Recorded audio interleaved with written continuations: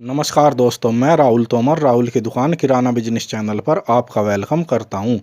आपने भी किराना दुकान को यही सोचकर शुरू किया होगा कि इसमें इतना प्रॉफिट तो बड़े आराम से हो जाता है कि दो वक्त की रोटी अपने यहीं पर रहकर निकल आए। लेकिन अब हो ये रहा है कि इसमें ना तो प्रॉफिट हो रहा है और हो भी रहा है तो सिर्फ इतना कि अपनी डेली ज़रूरतें ही पूरी हो पाती हैं, दो पैसे आपके पास जुड़ नहीं रहे हैं। यानी कि आपने जो सोचकर शुरू किया था वो नहीं हो रहा है, बल्कि दुकान की बिक्री भी घट गई है और घाटा भी हो रहा है।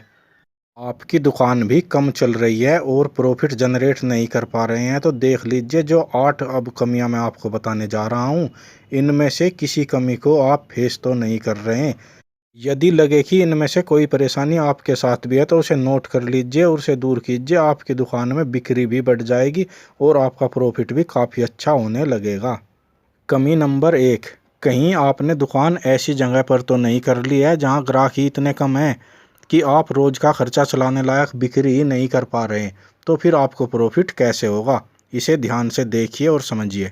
कमी नंबर 2, दुकान यदि कम चल रही है और बिक्री नहीं हो पा रही, तो आज ध्यान से नोट करिएगा, जब भी ग्राहक आपकी दुकान में आते हैं, वो जिस सामान को आपसे मांगते हैं, क्या वो सामान आपकी दुकान में है भी?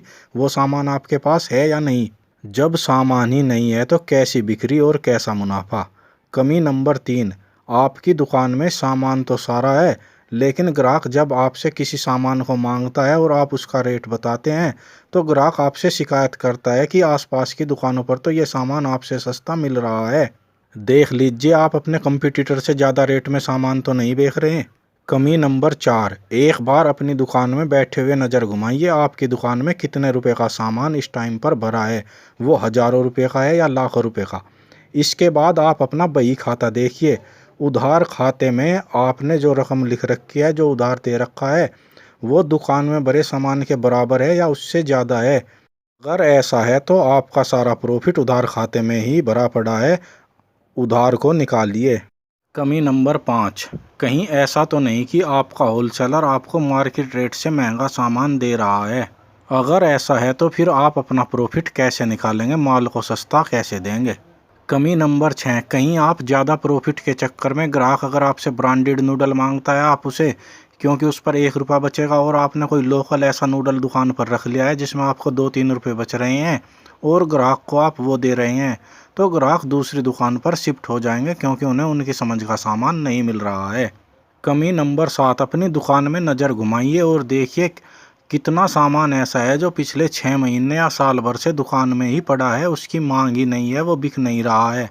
अगर उस सामान की जरा सी भी मांग है तो उसे आप रेट टू रेट या फिर रेट से कुछ कम पर भी निकाल दीजिए, क्योंकि आपकी जेब में जब पैसा आ जाएगा तो आप उससे डिमांडेबल प्रोडक्ट लाकर प्रॉफिट दोबारा कमा लेंगे।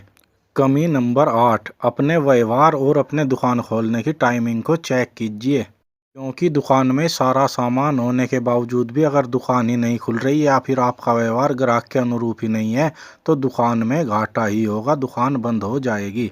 जानकारी अच्छी लगी है तो वीडियो को लाइक कीजिए और चैनल को सब्सक्राइब कीजिए। चैनल पेज पर जाइए, 200 से ज़्यादा किराना दुकान की वीडियो है, देखिए कोई ना कोई वीडियो आपके काम की ज़रूर मिलेगी।